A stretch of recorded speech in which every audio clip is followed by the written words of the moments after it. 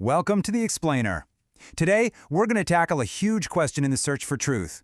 Do we trust the hard data, or do we trust the human story? We're going to explore a research approach that says the answer is, well, it's both. And that's where mixed methods research comes in. All right, let's dive right in with the central puzzle that researchers have always been up against.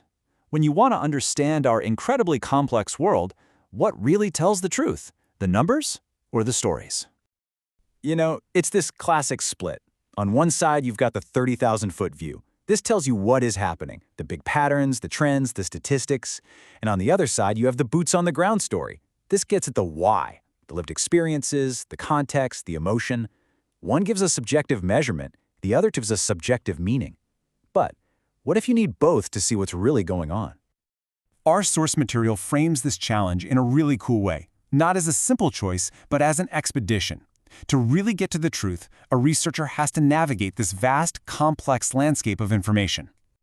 And traditionally, researchers on this journey, they've pretty much followed one of two main paths.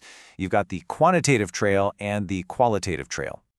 So that first path, that's quantitative research, or QAN for short. Think of this as the path of numbers, that big picture view from above. It's all about measuring, counting, and finding patterns in huge data sets to understand what's happening on a really broad scale. And then there's the second path, qualitative research, or qual. Now, this is the path of stories. It's about putting your boots on the ground to explore why things are happening, digging deep into that subjective meaning through things like interviews, observations, and personal stories. Okay, so to really see why relying on just one of these paths can leave you with like an incomplete map, let's look at a super famous example from social psychology, the Asch conformity experiments. The quantitative data from this study was, well, it was stark and it was powerful. It gave us this clean, pretty shocking number. On 37% of the trials, people knowingly gave a wrong answer just to go along with the group. A pretty clear picture of group pressure, right? Well, only partly, because as this quote highlights, it was the qualitative interviews after the experiment that revealed the real human story. They uncovered these intense internal struggles, the confusion, the self-doubt, all the complex reasons that were driving people to conform. The numbers told us what happened, but the stories told us why. And that right there perfectly shows the power of not choosing one path, but instead forging a totally new one that combines them. And this brings us right to the rise of mixed methods research. So, what exactly is this new path? Mixed methods research, or MMR, isn't just about using two different toolkits. It's about purposefully and strategically integrating both quantitative and qualitative methods into a single study. The whole goal is to get a much deeper, more complete understanding than either method could ever give you on its own.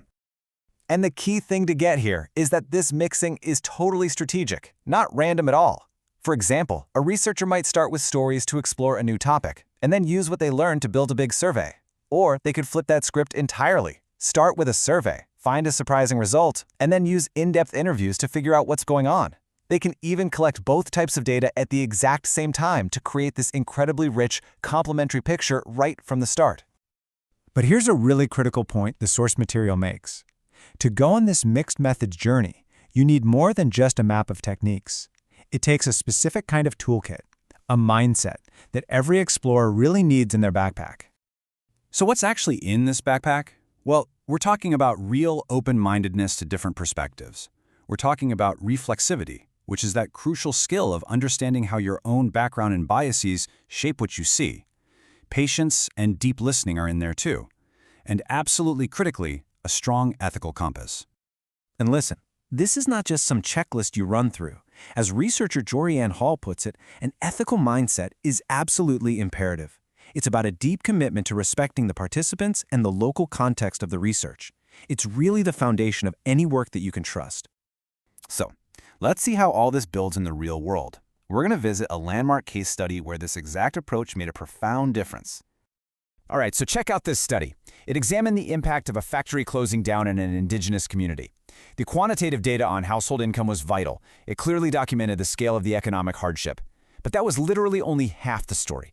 The qualitative part, the oral histories from the community, revealed the deep social and health costs hidden behind those numbers, the real human cost. By mixing these methods, the researchers discovered the most powerful insight of all. Community resource centers were the crucial lifeline holding everything together. Now that's a vital detail the numbers alone would have completely missed.